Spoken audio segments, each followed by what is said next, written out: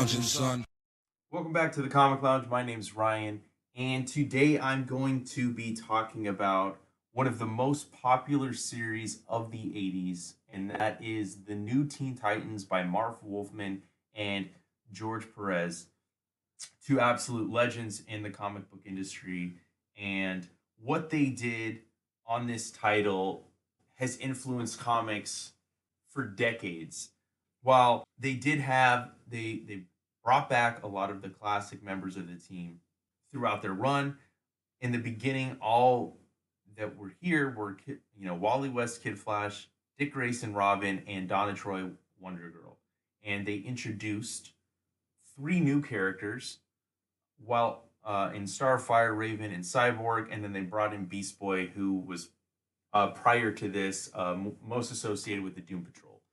This is one of my favorite series of all time. I absolutely love this run. Obviously, this came out before I was born, and by the time I was reading comics, I'm pretty sure it was done, or the initial run of the New Teen Titans was done, and maybe the new version of the book. I can't remember exactly, but this was a personal goal of mine when I was younger to kind of get this book, and I was lucky enough to even get it signed by Marv Wolfman and George Perez.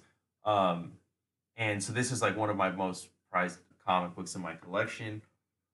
I just wanted to talk about it, wanted to share my love for the book, my love for the characters. Anybody that knows me knows Wally West is my favorite character at DC Comics. So, and then of course Dick Grayson's another one of my favorite characters is Nightwing. So, I mean, I love every single member of this team. So it's just really a pleasure to be able to share this with you guys. And let's jump right into it. So the first appearance of Cyborg, Raven, and Starfire actually took place in DC Comics Presents number 26. So that took place prior to this comic book. And by the way, like I said, Marv Wolfman, George Perez, writer, co-creators, and penciler. That's how they credit it. Romeo Tangal is the finisher, Ben Oda the letterer, and Adrian Roy colorist.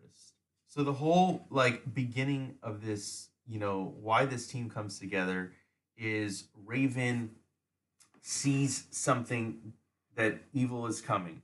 And spoiler alert, even though those comics have been out for 40 years, it's her dad. And so she tries to recruit other superheroes. And instead she gathers the Teen Titans and puts this team together.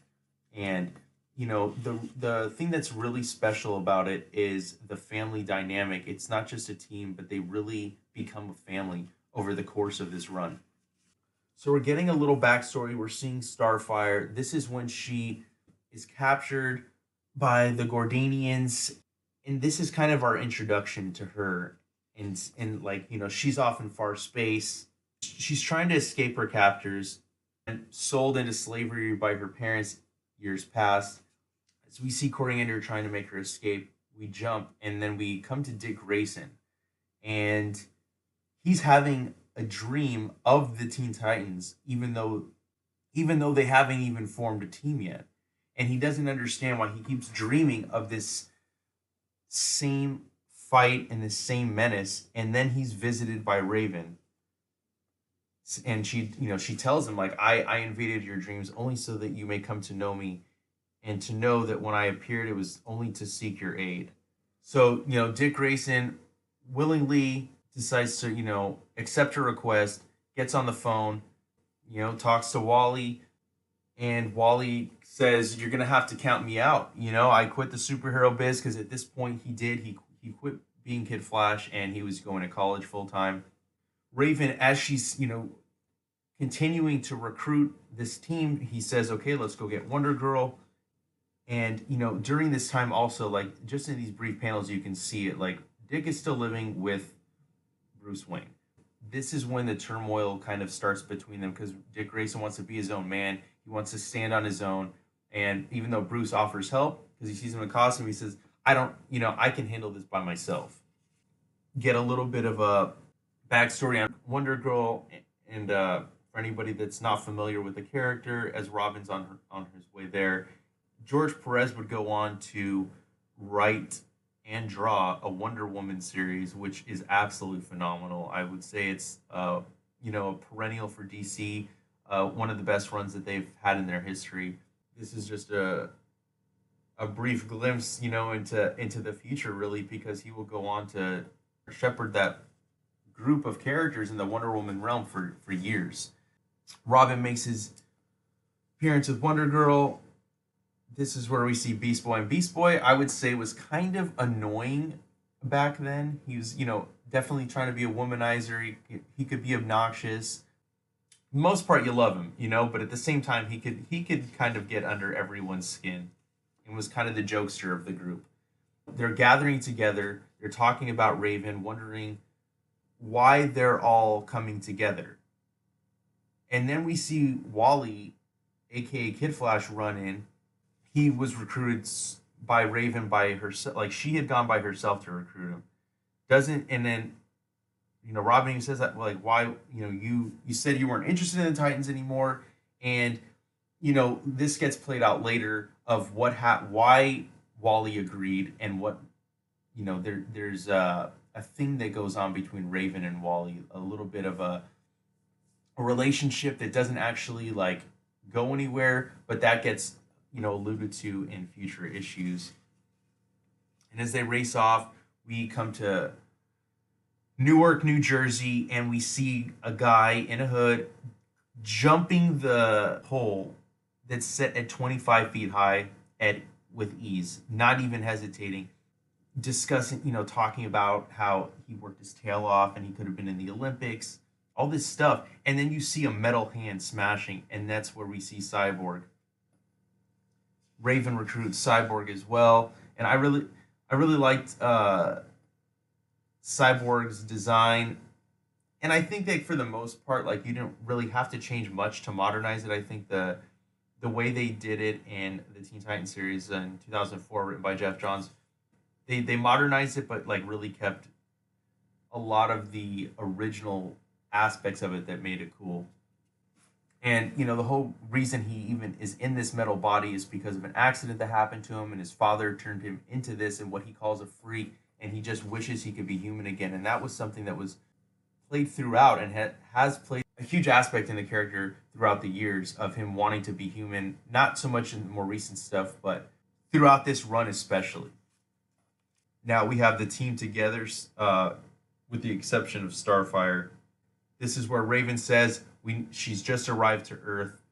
We must find our final member before she's slain.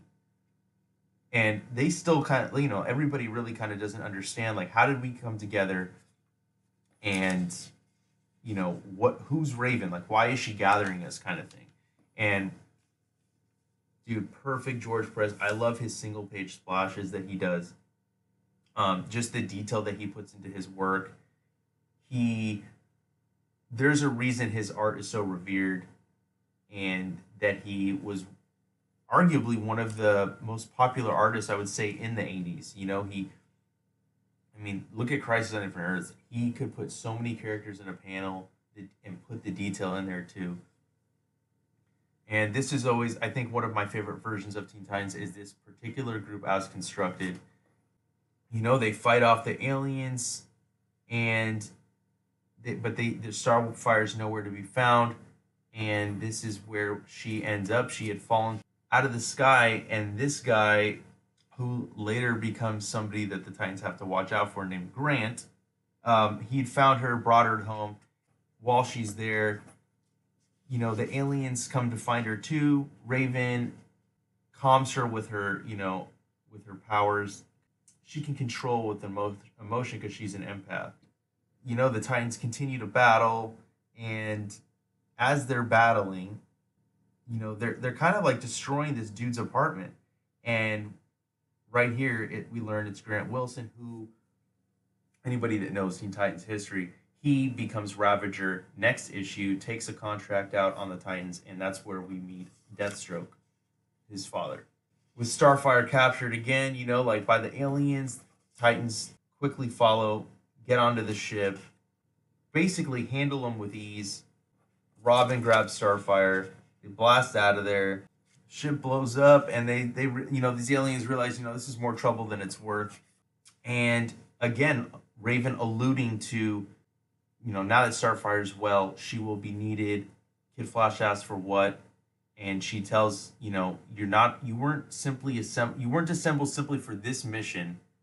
There's a menace growing, only of which their powers can overcome. And then we see again, Grant is off in the shadows.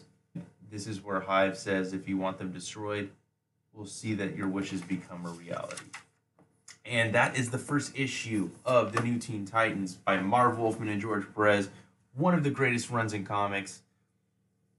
If you can get, this has been reprinted so many times. They got the omnibus editions, they got the trades. Pick this up. It's a classic. Again, one of the best runs at DC Comics.